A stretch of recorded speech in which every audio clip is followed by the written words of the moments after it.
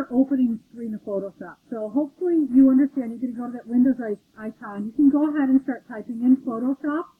You're going to see it's going to pop up, and you want to select this one. You can see its icon. Pretty standard. Okay, so we're in Adobe Photoshop Creative Cloud 2015. This is where I want you starting. You've got your top menu. You've got your left toolbar. And you've got some sort of menus over here on your right side that are very, very important. I want you guys to go ahead and just kind of absorb that. The very first thing I show you, though, if something's missing, is making sure that you have get that back. And that's gotten right here. So you've got your workspace that you could reset. So if something doesn't look the same as mine, please start off doing that. Or if you accidentally X out of a tool, or something that you need and you can't find it, go ahead and go up to Windows, Workspace, and we're working on Essentials. So I have you guys set to Essentials, so we're all pretty standard. Okay? That's what I want you guys to do so that it sets everything back to where it is. You kind of get it where it needs to be. Okay? You can already start to check off some boxes on that pretest that you were just given before you leave here. You're going to already have some points. Okay? I'm going to go ahead and File, and I want to open a document. You guys are going to go to Chrome, you're going to go to your Google Drive, and you're going to go ahead and download that Aperture Priority photo you turned in yesterday. Okay? We're going to open it then. So you're going to go to wherever that download folder is. I'm just going to go ahead and pick a picture out of my H drive. And let's go to pictures. I'm going to pick a picture out of my H drive. I'm going to go ahead and pick this one. And I'm ready to get started, okay? The very first thing I want you always doing is just a bit of a housekeeping thing. It's duplicating.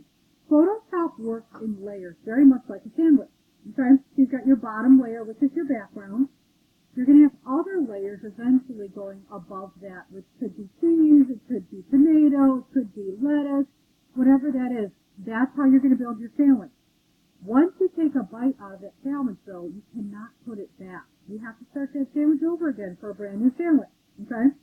So in this case, we're going to preserve this background layer by going on our keyboard and pressing Control-J. That Control-J will copy it. Obviously, you couldn't see my screen doing that, but you can also come in here, right-click, duplicate layer, and just say OK. So that we have two copies of the same thing. So if something happens to this one, something happens to this one, we already have a backup installed. Okay? So the thing I'm going to have you starting with is some basic editing using some of our adjustment layers. Those adjustment layers you can see right here, there's some tabs. There's libraries, adjustments, and styles. We're going to go into adjustments. And I want you to make sure that you're familiar with kind of what they look like. There are a few major ones that I really want you to try today. And you're going to work on those a little bit into tomorrow. That would be brightness and contrast. This little guy called levels, and this one right here called hue and saturation. Okay, because we want this picture to look the same, but on its best day. Like you coming back from vacation, you look rested, you feel good, those kinds of things. So I'm going to start off with my levels, and I want you to watch what happens down here in my layer menu. I'm going to go ahead with the level. You can see it opened up a layer mask. It opened up like a little layer on top of it. That will make some changes according to what you tell it. So this is my distribution. It's called a histogram. That shows me how many bright sort of highlights are there, how many medium shadows are there, and then how many dark shades are there. So you can see that it peaks pretty high up in this middle gray area. That's where most of my values are.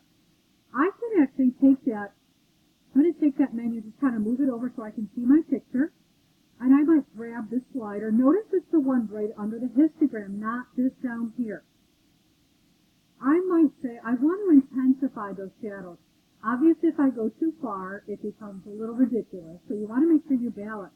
But sometimes I push it really far because I recover other information by pulling another slider.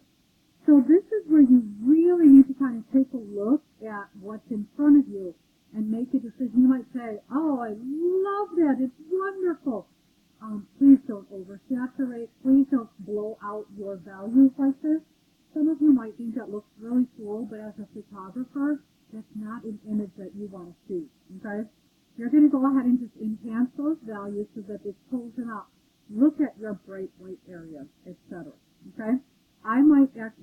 off that white. I felt like I got too much in there. And then I can go ahead and you can X out of that. You're going to see that you can still get back to it. If I want to readjust it, go ahead and double click right here, and then it opens it back up for you. Okay. Next one I'm going to go to, of course, you can go to brightness and contrast. Brightness, okay, you can kind of move that about. Right now, I'll put it back at 0. Contrast. How many black values, how many white values versus gray? So this makes it more contrasty, this makes it more gray. Okay? So deciding on what you would like to see in that image. Alright? And the last one I want you to kind of play around with is a lot of fun because you can slightly tweak the color. I can take, and I say slightly, I really do mean slightly. I don't want you completely changing it over to something like that. That's really unnatural. Like something I wouldn't see like this. I love the look of what it does to the water, but it looks very unnatural out here. So right now we're going for natural. Right now I want you to give me a finished look that looks like your photograph, but the best version of your photograph.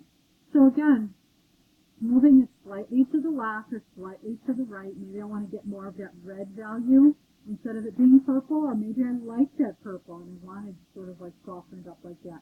I in particular might like something in here. Exit out of there, and that guy is done. He is finished.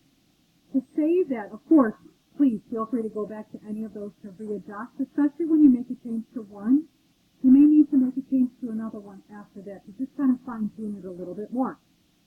We're going to go ahead, File, and we're going to save as. And in this case, I want you to start saving. If you've got Google File Stream on your laptop, please do. I don't think any of you have it. There's a couple of things who randomly had it, but I really don't know why.